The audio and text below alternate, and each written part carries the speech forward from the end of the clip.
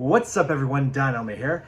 So I'm responding to a request by my subscriber Billy Mount, and he wants me to check out this video from Hats Off Entertainment entitled The Rise and Fall of Warner Brothers Studio Store. And yeah, this was a store that lasted a chain that lasted for 10 years. Yeah, of course I remember being very little, seeing that place and seeing all the merchandise, all the Bugs Bunny stuff, Daffy Duck, Tasmanian Devil. Oh man, I feel nostalgic just thinking about it. But this is a 11-minute video where we get to see how it began and what went wrong. So without further ado, let's jump right into this. And looking back on the year just passed, we all have a lot to be happy about. 1993 has been a banner year for the Warner Brothers studio stores. It's been an incredible ride so far. The studio stores have been one of the fastest and most successful retail store ventures in history. Successful beyond anyone's most optimistic projections, including mine. As we end 1993, our sales are more than double what we were hoping for in our original business plan. And as we look forward to the new year, we see more success ahead.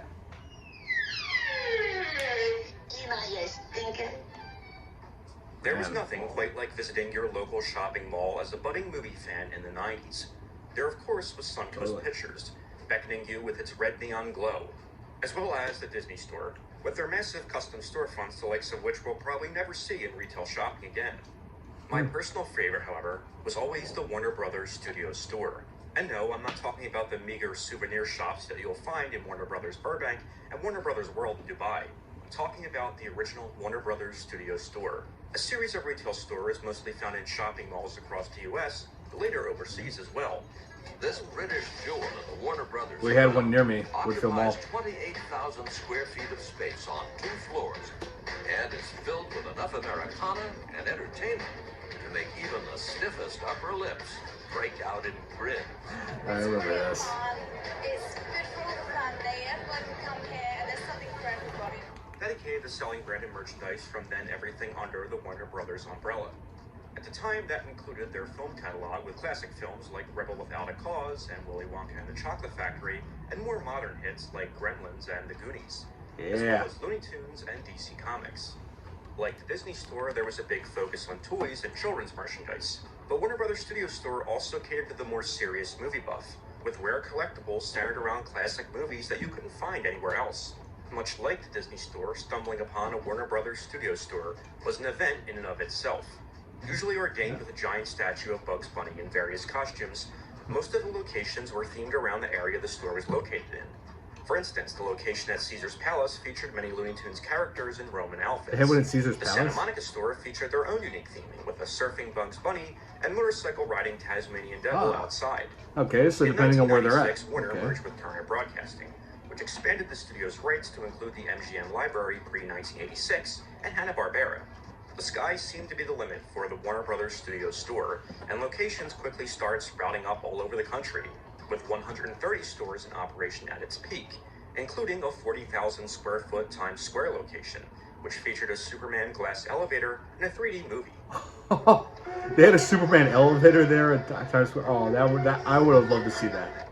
But then, in 2001, Time Warner merged with AOL, and this corporate takeover marked the beginning of the end for the Warner Brothers Studio Store. As Warner Brothers has continued to evolve and change hands with a recent acquisition by Discovery, resulting in some truly controversial choices. What do you want? My face on the $1 bill. You must be joking. Do I look like a joke? Wow. I want to take a look back at this simpler time in Warner Brothers history, a time when a Statue of Liberty costume Bugs Bunny generated excitement like never before. This is the rise and fall of the Warner Brothers Studio Store.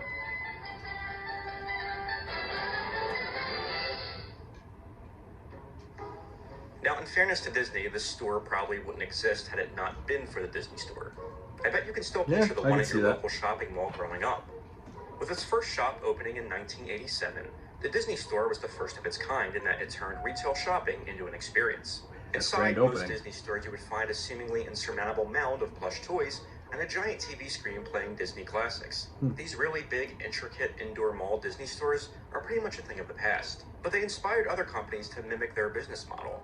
Paramount, which at the time owned a series of retail stores simply called Paramount Pictures, was rebranded to the Suncoast Motion Picture Company the following year. This way, they Oh, were able to Suncoast. diversify their I heard brand about and that. sell more merchandise and expand to shopping malls throughout the U.S., with their storefronts often inspired by the big Disney ones. Warner Brothers was quick to follow, opening its first retail store in September 1991 at the Beverly Center in Los Angeles, with more stores quickly following in shopping malls throughout the country. Like the Disney store that inspired it, the Warner Brothers store featured intricate decor and displays featuring their most popular characters. Costume characters were often present for store openings and special events, and when space allowed, a giant Bugs Bunny statue or similar character theming was erected at the entrance, welcoming guests. Similarly, above the exit, Porky Pig's signature catchphrase wished guests a fond farewell as they left. Our typical sign as customers exit is, that's all, folks. And in this store, it's Thaddeus, the Needius, Focus, which I'm sure my Latin teacher would kill me for, but a lot of people get the joke. The A store dead also language. offered a play area for kids. Most locations had a crawl-through rabbit tunnel. I remember and that when I was interactive little. Marvin the Martian's rocket. Yeah, we This had one of thing was those. always the highlight of my visits as a kid, as there seemed to be dozens of different buttons to push, each with their own sound effects. Yep. The theming in these stores was simply incredible. They also offered merchandise for the whole family, which is partly the reason the stores were so Oh, successful. Full House. There was classic movie stuff for dad, decorative housewares for mom, comic books and action figures for boys. Oh, Space and Jam. Warner That was my Brothers jam branded back then. purses and apparel for older sisters.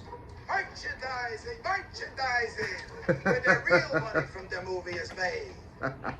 Oh, and fun fact, Spaceballs, that scene in Spaceballs, the merchandising scene, that was meant as a joke for Mel Brooks at George Lucas, because Mel Brooks was allowed got permission from George Lucas to make a parody movie of Star Wars, but had to promise George Lucas that Spaceballs would never be merchandised, and so Mel Brooks created that scene just to create a joke, just to poke fun at the whole merchandising of Star Wars. And of course, George Lucas found that scene hilarious. So yeah, Mel Brooks, true comic genius. Anyway, let's get back to this. Now, as incredible as the interior of these stores were, the exteriors were even more impressive. As mentioned, other unique stores include the one at Forums at Caesar's Palace in Vegas, as well as locations abroad, such as this unique store in Chester, England. Ladies and gentlemen, the grand opening of the Warner Brothers Studio Store will be at 10:30 a.m. today in a brand new store in Eastgate Street. The opening of a location on Fifth Avenue in Very New York Christian was Slater treated there. like a movie premiere. Oh, Michael Jordan, right. Celebrity-studded red carpet gala. These days, the studios are selling their wares in trendy retail outlets. Over the Thanksgiving Day weekend, they were experiencing crowds, the likes of which I have never seen at a retailer. It looked like the gala opening for a big Hollywood film. People were lined up around the block. Other celebrities led store openings around the world. Some of the hardships of growing up, they Sly. were the comic relief. So coming here conjures up about a 7 or 8 billion memories. It's not difficult to figure out which character is his favorite. Oh, let me ponder that. Say, I think it might be Sylvester. Of course. And then, of course, there was even one on the Atlantic City boardwalk, headed up by... The store is going to play a very big part in the success of Trump Plaza. So we're really happy with it. It's going to be a tremendous success. Oh man. I bet nobody back then expected him to ever become president. This location featured 1920s theming to harken back to Atlantic City's glory days, and even an indoor Ferris wheel. In 1996, Time Warner acquired Turner Broadcasting, and with it, all of their rights, most notably the MGM catalog of films made before 1986, as well as Cartoon Network, along with the rights to the Hanna-Barbera characters. The crown jewel of this merger, as far as the retail shops were concerned, though, was The Wizard of Oz, with the studio store ushering in a series of collectibles from the movie. Everything from cookie jars, to keychains, to glasses cases, to even an official action figure line that was only available in stores. The Hanna-Barbera characters were also a natural fit, with Scooby-Doo, the Flintstones, and the Jetsons fitting right in with the other Looney Tunes merchandise. As you can see, a big part of marketing for the Warner Brothers Studio Store was the Warner Brothers catalog. Just call this number, and they'll send you a t-shirt for just $9.95. With your shirt, you'll also get a free catalog of Warner Brothers and Looney Tunes stuff, like movie posters, mugs, and director's chairs.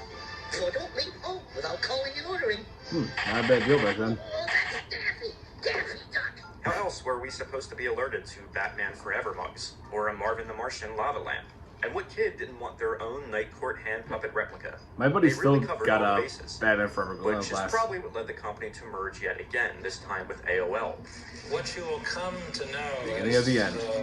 We know instinctively that there is a natural fit between these two companies, not just because there's a subscription base, there's the same kind of brand building, consumer attention, new media interactive service orientation. At the time, the merger seemed like a no-brainer for those in charge. AOL was looking to combine with a more traditional company, and Time Warner was looking to expand their reach to the World Wide Web. The partnership, however, failed. AOL, the one-time leader of home internet providers, dropped in value significantly over the next year. This, combined with an overall retail slump, was disastrous news for the studio store. In July of 2001, AOL Time Warner, as they were now called, announced that it was seeking to sell off their retail division to make ends meet. But with no buyers lined up, the company decided to cut their losses and began liquidating their retail store division, laying off up to 3,800 employees. The more high-profile retail stores were the first to close that winter, and by the following December, the last Warner Brothers studio store had shut its doors forever. Man. 2 years later, in July 2003, Time Warner dropped AOL from their name, remaining Time Warner until AT&T purchased the brand in 2016. Yes. Looking back over these images and videos of the Warner Brothers studio store, I'm really nostalgic for what a special place this store was for young movie fans. These stores embraced those who love cinema in a way that no retail store had done before. When I find myself wandering through one of the lone indoor shopping malls still around, I find myself hoping that maybe, just maybe, I'll stumble upon a Warner Brothers studio store that was saved, with a giant Bugs Bunny greeting me and the sound of Marvin's rocket still echoing through the store. If only.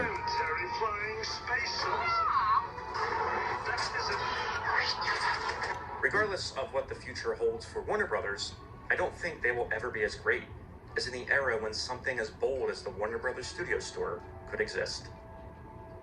Hey, totally.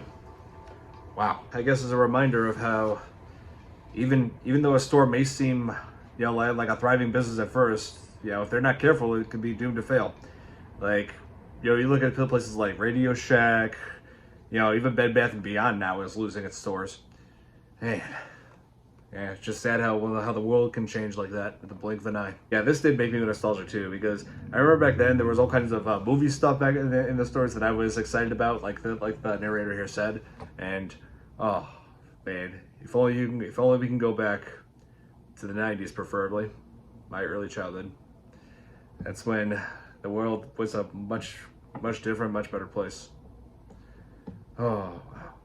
So, hope you guys enjoyed my reaction to the rise and fall of Warner Brothers Studio Store. Hit the like button if you did, share with your friends, subscribe to my channel for more content, and if you have any suggestions for what I should check out in the future, just let me know in the comments below. See you in the next video. Bye!